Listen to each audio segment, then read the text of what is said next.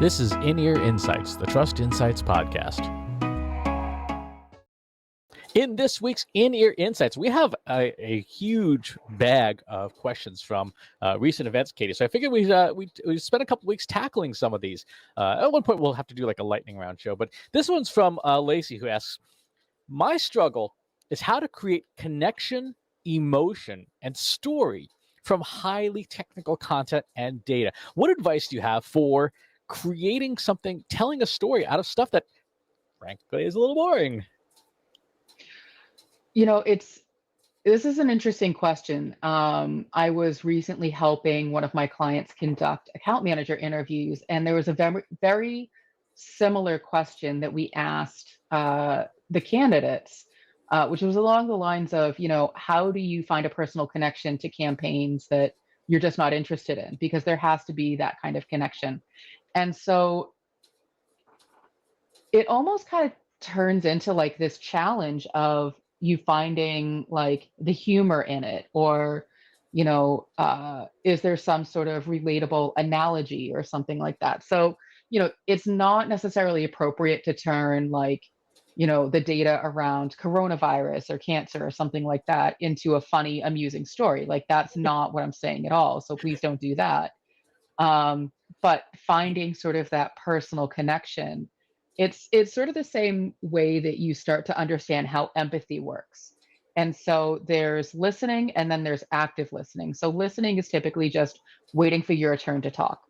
Active listening is really engaging, and as someone's talking to you, you're almost kind of trying to step yourself into that person's shoes and see things from their perspective. So it's still not about you, but you are the one who's doing the work to understand where the other person is coming from and why they are saying what they're saying. And so when you are writing about something that might be dry and technical, your best bet is to think about who's the audience, who cares about this thing, why is it important to them?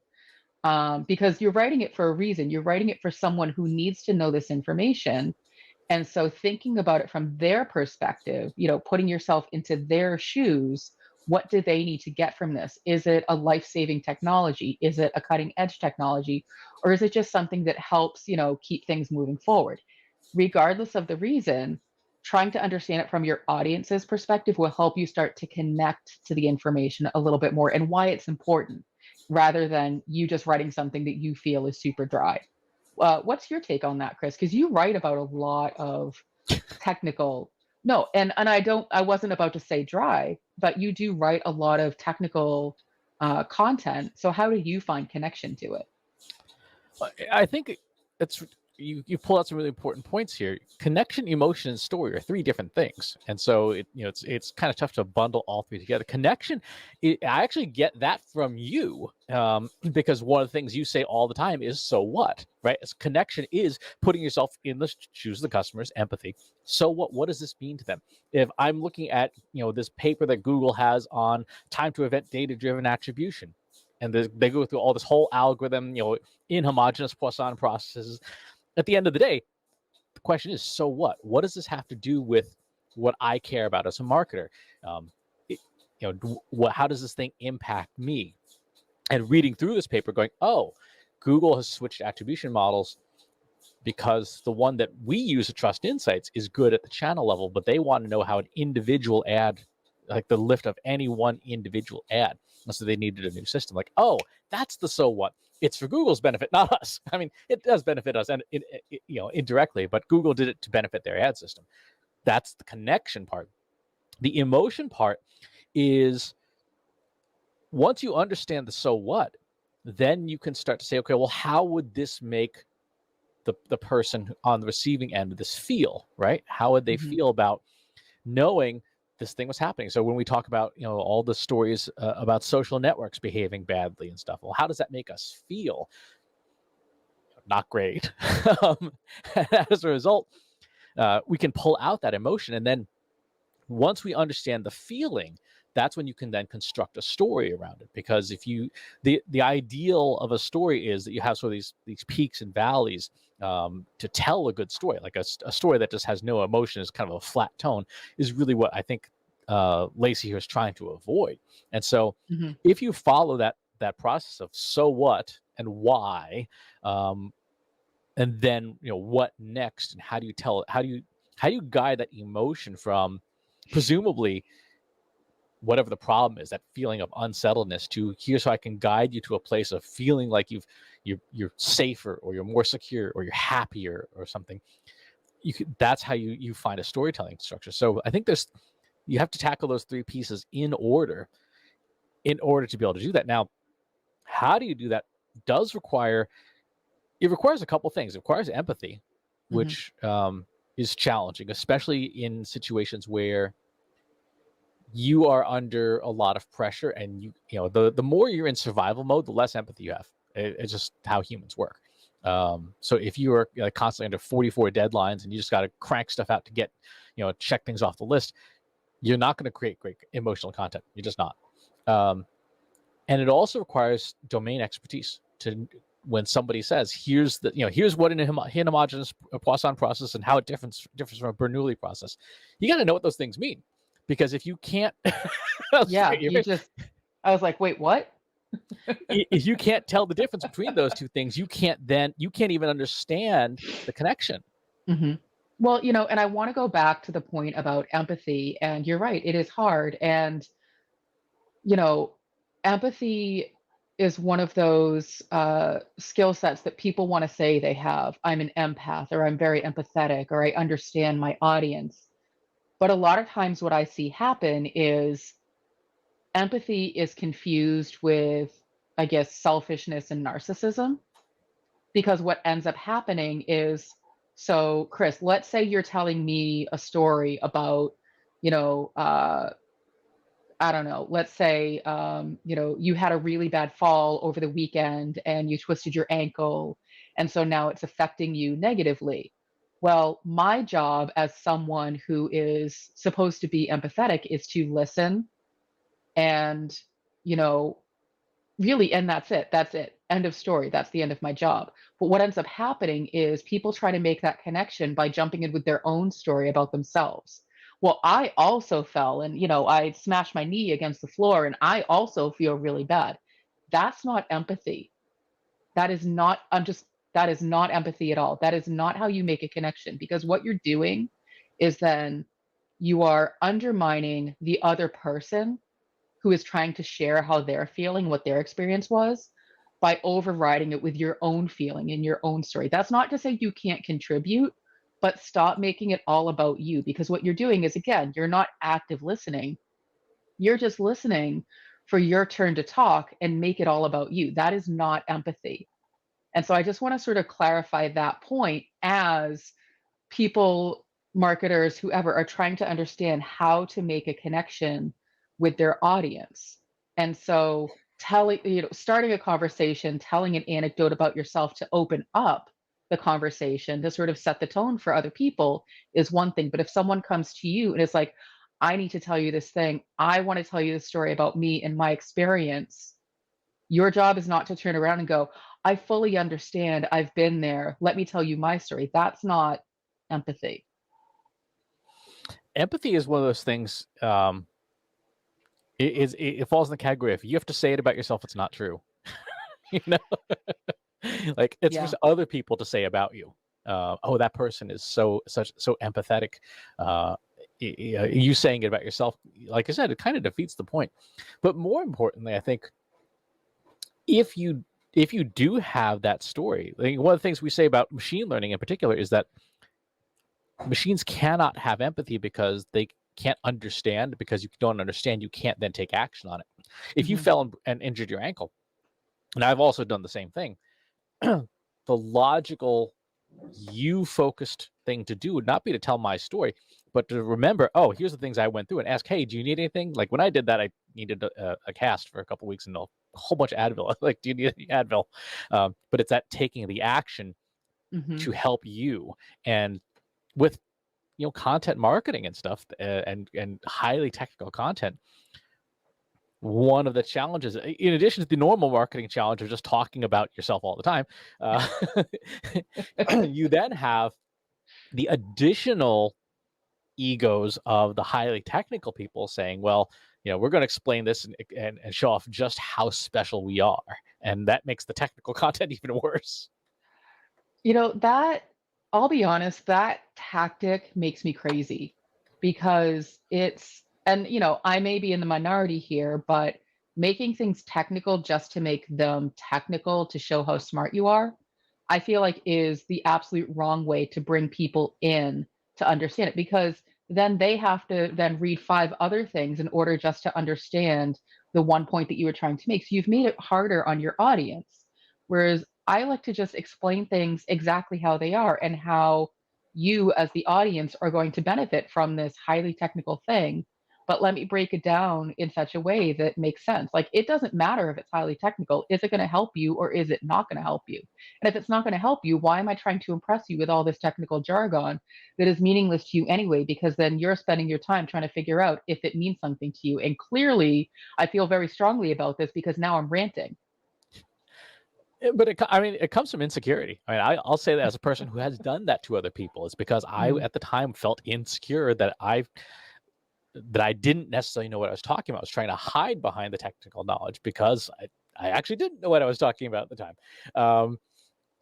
And now looking back, going, oh well, it's kind of like watching a sushi chef, right? Like a really, really talented one just has such a minimal amount of motion, right? They just do their thing and everything just comes out perfect because they have so much experience, so much knowledge, so much time just doing the thing that their movement is so refined. It's art in itself. They don't need to show off. They don't need to showcase just how good they are, tell you how good they are. They just do it. And you watch them and go, huh, you're really good at that. And that's with technical content, it's kind of the same thing.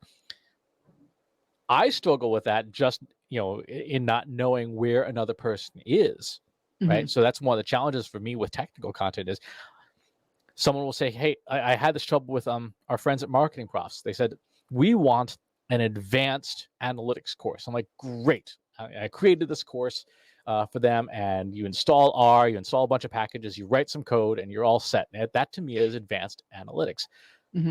But I didn't ask, what does advanced mean to you? Right. It turns out that is beyond advanced. That is into honestly, it's into a separate profession, right? It's now you're actually in data science now, so you've left behind marketing, and I didn't have the empathy to think about that and go, huh, this technical content is too technical. It's past. So one of the challenges I know with technical content is not knowing where the audience is. So because I can still make the connection. Oh, if you understand that an inhomogeneous Poisson process allows for conversion tracking to operate better because it's you can more granularly space out when conversions are happening from an attribution modeling perspective, I can make that connection for me. But because I other than watching the expression on your face when I say those words, Yeah. I don't know what that means to you. Right. I don't know that, and I don't know that you don't know that. Well, It's called the curse of knowledge. It is the curse of knowledge. And I think that, there's also this unspoken professionalism rule where, when someone gives you, a task or a directive or homework or whatever the thing is, you don't ask them to clarify. And you don't ask them to clarify because, there's this unspoken assumption between both parties that everybody knows what everybody's talking about and everybody's on the same page, and nobody's going to question it because we all have the same level of understanding, right? Well, clearly that's not the case. So did you know, Chris, that there's a way to get around this? There's a way to ask the question of what the heck are you talking about without saying what the heck are you talking about? You want to guess what it is? You have somebody in the room whose job it is to play the foil, I guess, to say like, okay, explain it like I'm 5. Pretend that I'm a 5-year-old. Explain this thing to me like I'm a 5-year-old, and that person has to be okay with it playing that role. But I know in past, when we've had meetings, even with our team, one or more people played that role on the team intentionally to force me to explain things out. I'm pretty sure that's why you brought me on as your co-founder, because I typically play that role without ego. I'm fine saying, hey, I don't get it. Explain it to me. Now, let's say I'm not available to sit in the room. What you, Chris, could do as a highly technical person and someone saying, hey, can you give me an advanced analytics course? You could ask the person who's giving you the assignment for some user stories. So that way you can have a better grasp of who's the audience for this and what do they need to get out of this. And so if they said, okay, so the user story is, as a marketing manager, I need to understand advanced analytics so that I can, process my data in R. That gives you a sense of direction to say, okay, so it sounds like you want me to create a course around setting up and processing data through R. Great. That sets the expectation.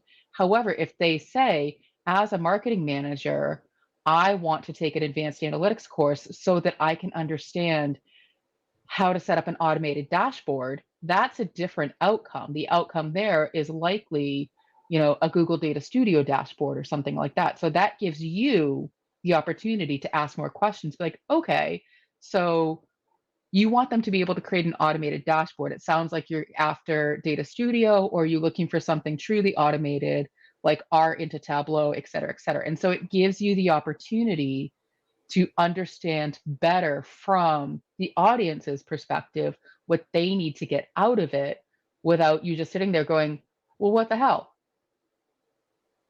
That, however, requires you to talk to the audience, which again, a lot of marketers don't do. It does. In this example, you're not talking to the audience. You're talking to the people who assume they know the audience. And so, that responsibility lies with, that person, not necessarily, you. But you could say, have you talked to your audience? Do you have any feedback? Where did this come from? What kinds of questions do you get about advanced analytics so that I can make sure I'm answering them in this course? And so there's ways to start to pick apart the ask without saying, I don't think you're asking for what you think you're asking for, or I don't know what you're asking for, because neither of those questions really get you very far. But the art of asking, for more information to get into those requirements will help you put yourself in the shoes of the audience who is receiving the highly technical information. And therefore, that starts to make that connection. It almost sounds like that would be the ideal thing to lead with on like a creative brief. To say like, hey, we're putting together this piece, this white paper on attribution modeling, Mhm. and let's go and get 5 or 6 user stories from a focus group Yep. as a way to guide that content. Because you're right, if somebody says, I'm looking at Google Analytics and I've got set to last touch, which of these drop things with the drop down should I use? They are in no way, shape, or form ready to talk about Markov chain modeling. It's just, it will mean nothing to them. It's true. And so you're absolutely right. As you're writing or creating any kind of content, what's the so what? What's the objective? What kind of content is it? Is it educational? Is it entertaining? Is it both? What is the audience trying to get out of it? And who is the audience? And a user story will tell you all of those things. And to your point, Chris, you may need to do a few of them to really understand the full, spectrum of what this content is meant to cover, but it will give you a direction to say, this is what I need to teach in this content. This is what I need to demonstrate. This is what someone needs to get out of reading this piece of content. This is why I'm creating it in the first place. That would be a heck of a thing to even put on like contact forms and things. So as people are filling out a contact form, having them actually fill out a Mad Lib style user story would be very interesting to get that from their perspective. I'm thinking we're talking to with one of our customers about their digital transformation efforts right now, Mhm. and we've talked to some of the folks to try and have them do user stories, and it's been interesting seeing how much of a mismatch there is between what the user stories are and then what sort of the overall initiative is, because the initiative was conceived before anybody got any input. And I mean, that's a pretty common thing at especially enterprise companies, where there's a disconnect between leadership and the teams, or amongst silos amongst the different teams. And so starting with user stories, even if, they're far down the road of this initiative, be like, hey, let's just pull together a couple of user stories just to see if we're on the right track. And then it could present that light bulb moment of, oh my goodness, we are talking about the exact wrong thing. Or, well, that person over there is going to sink themselves. So good luck. I mean, whatever the reaction is, it doesn't matter what stage you start to create. Obviously, ideally, you would do user stories before you do anything else, but it's never, just like we say, it's never a bad day to start, doing things. Like you don't have to wait till January 1st. It's never the wrong time in a project to check yourself and do a user story and say, am I on the right track? So if you forgot to do it at the beginning and you're towards the end, just pull together a quick user story as who my audience is. I want to, whatever the action is, so that here's the outcome. And then you can say, oh my God, I'm not even close to being on track. Where can I start to pull this back so that I'm, satisfying this user story? Or you may be too far gone, so you can create a different user story that fits whatever the thing is that you've created, and then go back and create something different for the first user story that was the original intention. And so in the context of Lacey's question of how do you create connection, emotion, and story, the user story really is the definition of connection. Here's why this is relevant to the customer, because if Right. you don't have that story, if you don't, I want to, so I want to so that, if you don't have that so that, there is no connection. And then the follow on to that could be, and how will that make that person feel? Mm-hmm. And how do they feel now? Mm-hmm. And then what's the story you need to tell to get them from how they feel now to how that feeling that they want to get to when they've completed that user story. Exactly. And so if, back to the original question, if you're writing a piece of highly technical or what you consider, in your opinion, a piece of dry content, think about the end user, who's going to be consuming this content, and that will help you start to make that connection, because then you're not necessarily just writing it to write it. You're writing it through the lens of somebody's going to care about this thing. Somebody's going to need to get something from this. So how can I, as the author, be the person to deliver that thing to them to make their life easier in some way? So start with the user story for any piece of technical content. And if you don't have one, and you can't get one, perhaps go talk to some customers and ask them what kinds of things they need help with. Ask them to create the user stories just for the problems they're trying to solve, regardless of whether your product or service is involved. You might be surprised at just how, I'm not going to say easy, but just how straightforward it is to figure out, A, does your company play a role in solving that problem? And if it does, mapping that out. Any final pieces of advice on this question, Katie? I mean, the big thing is, it's not about you, it's about the audience. And so, stop trying to connect with it from your perspective, because you are likely not the audience. And so, try to make that connection. And that's that empathy piece. If you have relatable experiences, that is certainly going to help. And you can certainly include some of those things so that so your audience can see themselves in it a little bit more clearly, but don't lose sight of the fact that it's not about you. That's right. Speaking of not about us, if you want to talk about the things that you're working on and the user stories that you're trying to tell, hop on over to a free Slack group. Go to trustinsights.ai/analytics for marketers, where you and over 2,000 other marketers are chatting about all things marketing and analytics all day. You can ask questions, get answers to your questions, and see what other folks are working on. And wherever it is that you watch or listen to this show, if there's a channel you prefer to have it on, with the exception of Facebook, you can find it over here at trustinsights.ai/TI podcast. We're on most channels like YouTube, etc. We can catch the show. Thanks for tuning in. We'll talk to you soon. Take care. Need help making your marketing platforms, processes, and people work smarter? Visit trustinsights.ai today and learn how we can help you deliver more impact.